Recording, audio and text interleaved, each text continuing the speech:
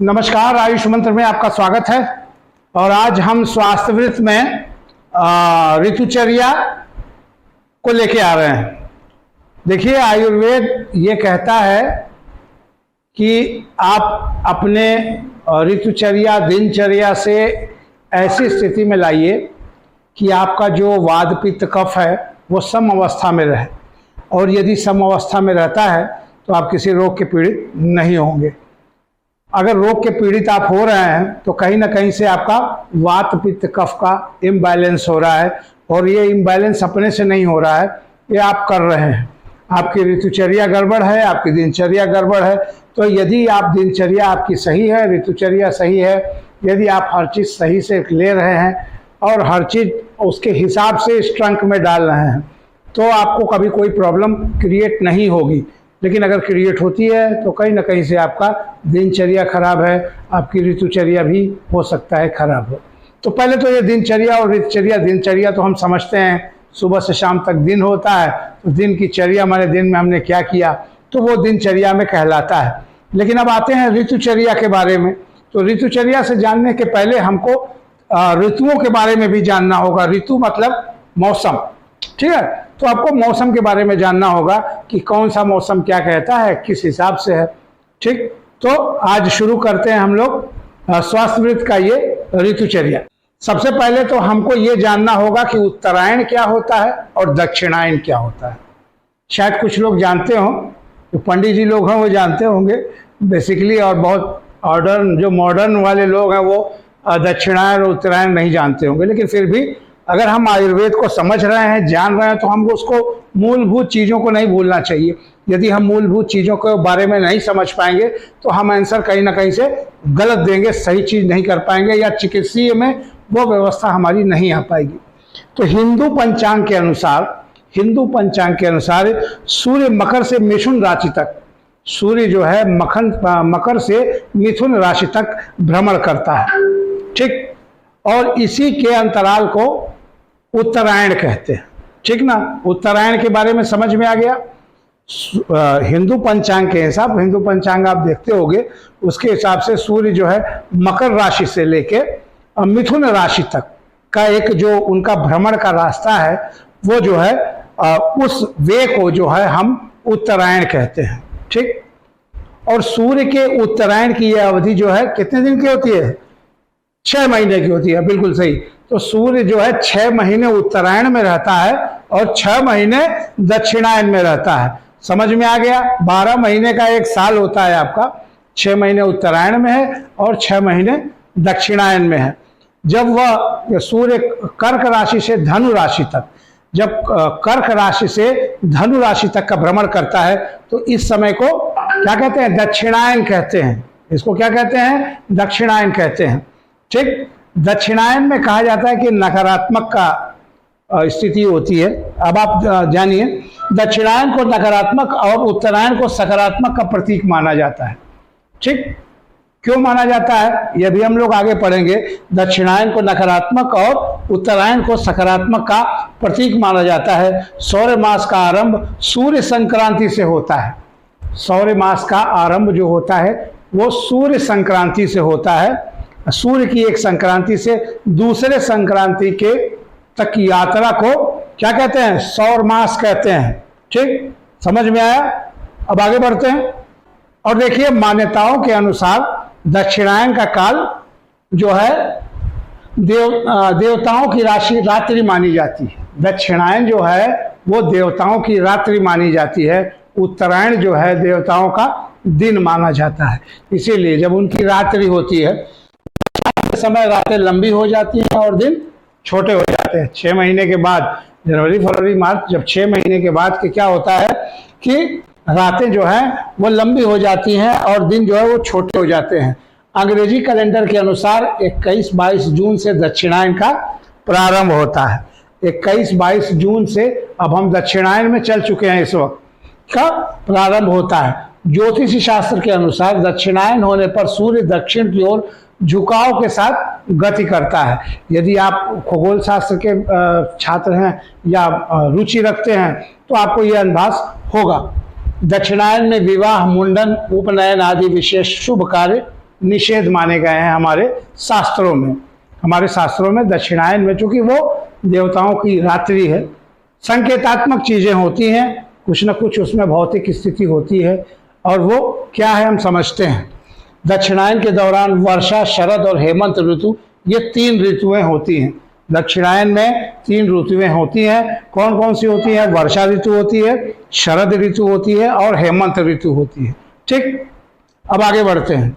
तामसिक प्रयोगों के लिए दक्षिणायन का समय उपयुक्त होता है। देखिए, 2 प्रकार की प्रवृत्ति होती है, ठीक, सात्विक होती है और तामसिक होती है। तो जो तामसिक प्रवृत्तियां होती हैं वो हमेशा दक्षिणायन में ही होती है, दक्षिणायन के समय में होती है, उत्तरायण में नहीं होती, क्योंकि ये तो आप जान ही रहे हो। ठीक, आगे बढ़ते हैं। अब दक्षिणायन, उत्तरायण, ये जो आयन एक नाम आ रहा है, इसका अर्थ आप क्या समझते हो? देख लो, आयन का अर्थ होता है परिवर्तन। आयन का अर्थ होता है परिवर्तन, ठीक। और ज्योतिष शास्त्र के अनुसार एक वर्ष में 2 आयन होते हैं। तो 2 आयन कौन से होते हैं? एक उत्तरायण होता है, दूसरा दक्षिणायन होता है। समझ में आया?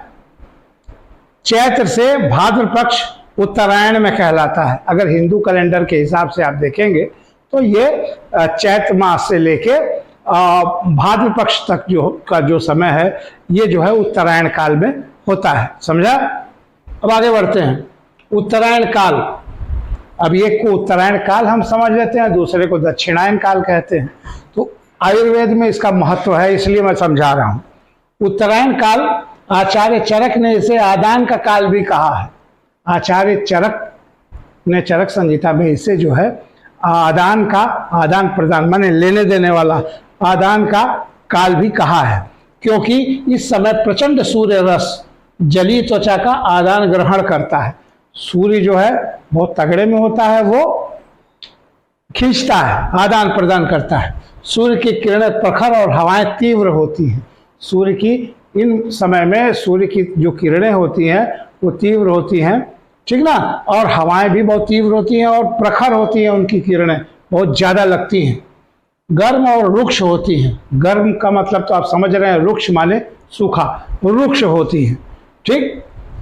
ये पृथ्वी के जलीय अंश को सोख लेती हैं, क्योंकि जब बहुत ज़्यादा सूर्य का जब प्रकोप रहेगा तो जाहिर सी बात है एवापोरेशन जो है ज़्यादा होगा। इसका प्रभाव सभी औषधियों के साथ साथ मनुष्य के शरीर पर भी पड़ता है। डिहाइड्रेशन होता है आपको, जाहिर सी बात है, आप इस मौसम में बाहर जाएंगे, पानी वानी कम पिएंगे तो डिहाइड्रेट हो जाएंगे, ठीक, तो प्रॉब्लम क्रिएट हो जाएगी, आपको शरीर में जलीय तत्व आपका घट जाएगा। समझ में आया? आगे बढ़ते हैं। इसके अंतर्गत शिशिर, वसंत, ग्रीष्म 3 ऋतुएं आती हैं। शिशिर, वसंत और ग्रीष्म 3 ऋतुएं इस उत्तरायण में आती हैं। अग्नि का गुण प्रधान हो जाता है। अग्नि जो है हमारे शरीर की, अग्नि जो है वो प्रधान हो जाता है। वायु में शुष्कता आ जाती है, जो हवा चलती है वो ड्राइनेस आ जाती है, उसमें शुष्कता आ जाती है, ठीक। और इसका प्रभाव भी शरीर पर पड़ता है। जाहिर सी बात है कि जब भाई हम पंच तत्व से बने हुए हैं, अगर इस पंच तत्व में कहीं किसी चीज़ की अधिकता या कमी होगी तो उसका कहीं ना कहीं असर हमारे शरीर में होगा। तो यही हमारे शरीर में इसका असर होता है। इससे त्वचा में शुष्कता आती है। ऐसे में शरीर पर उबटन और तेल मालिश का प्रावधान बताया गया है। ऐसे समय में उपटन और तेल मालिश का प्रधान बताया गया है। इस दौरान चंद्र बल क्षीण हो जाता है। इस दौरान जो है वो चंद्र बल क्षीण हो जाता है, समझे आप, और सूर्य बल बढ़ जाता है। जाहिर सी बात है, जब चंद्र बल शून्य हो मतलब कम होगा तो सूर्य बल बढ़ेगा आपका। अब ये चंद्र बल और सूर्य बल अगले हम टॉपिक में आपको बता देंगे, ठीक। सूर्य और वायु सभी वस्तुओं का शोषण करते हैं। सूर्य, जाहिर सी बात है, सूर्य जो है सभी वस्तुओं का, जो भी जलीय चीजें हैं उनका शोषण करते, खींचते हैं अपने तरफ को, ठीक। इससे शरीर में दुर्बलता आती है। तो जब डिहाइड्रेट हो गए, शरीर 70% पानी से बना हुआ है, और जब पानी ही हमारे शरीर में घट जाएगा तो जाहिर सी बात है, जब वाटरी लेवल कम होगा तो हमारी, देखिए पानी से अब 70% पानी है, हमारे हर सेल में पानी है, ऑक्सीजन को ले जाता है पानी, उसी में से निकालता है। तो सारी चीज़ें हमको पानी से डिपेंड है। अगर वो हमारे किसी सेल में वाटर की लेवल घटना शुरू हो जाएगी तो उस कंडीशन में हमारे शरीर में जो एनर्जी का प्रोडक्शन है वो कम हो जाएगा। पानी से ही तो विद्युत बन रहा है, उसी से हमारा दिमाग चल रहा है, उसी से ब्रेन हार्ट चल रहा है, सारी चीज़ें के लिए ऊर्जा चाहिए। अब ऊर्जा में जब प्रॉब्लम होगी तो जाहिर सी बात है कि आप सुस्त पड़ जाओगे। ठीक, और इसके कारण तमाम किस्म के रोग आपका इन सीजनों में शुरू हो जाते हैं। ठीक ना, इसमें त्वचा के रोग बढ़ जाते हैं। इस दौरान तेल मालिश से शरीर में ऊर्जा का संसार होता है। अगर इस दौरान कहा जाता है पंचकर्म में कि अभयंग करिए, तो इस दौरान अगर आप अभयंग करते हैं तो त्वचा आपकी वो प्रॉब्लम जो त्वचा में आने वाली थी वो प्रॉब्लम से आपको छुटकारा मिल जाता है। ठीक है, और आपके शरीर में एक तरीके की ऊर्जा का संचार भी होने लगता है। ठीक, इससे त्वचा में रोम रोम के छिद्र खुलते हैं, मस्तिष्क से लेकर त्वचा तक की ऊर्जावान और चमकदार हो जाता है। तो जैसे मैंने बताया कि जब आपके वाटरी सब्सटेंस सही रहेंगे तो आपकी एनर्जी लेवल बढ़ी रहेगी, और जब एनर्जी लेवल बढ़ी रहेगी तो उस कंडीशन में आपको कोई रोग वैसे भी नहीं होगा। समझ में आया? किसी को कोई दिक्कत हो तो बताइएगा। अब आ जाते हैं दक्षिणायन पर। दक्षिणायन काल का प्रारंभ 21-22 जून से होता है। ठीक, 21-22 जून से, करीब 21 या 22 जून से दक्षिणायन काल का प्रारंभ होता है।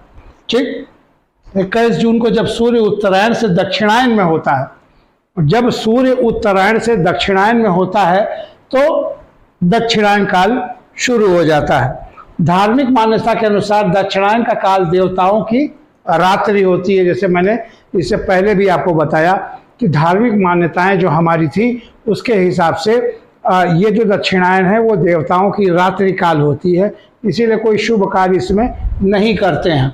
दक्षिणायन के समय रातें लंबी हो जाती हैं और दिन छोटे होने लगते हैं। समझ में आपको ये आभास होता होगा।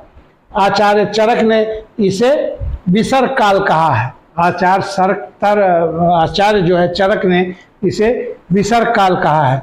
इसके अंतर्गत वर्षा, शरद, हेमंत 3 ऋतुएं होती हैं। वर्षा, शरद और हेमंत 3 ऋतुएं होती हैं।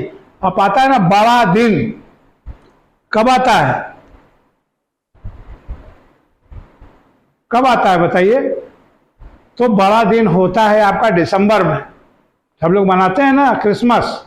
तो अब आप देख रहे होंगे कि जो दिन है 6, साढ़े 6 बजे भी, करीब करीब 6:45 बजे भी आपको दिन नजर आता है।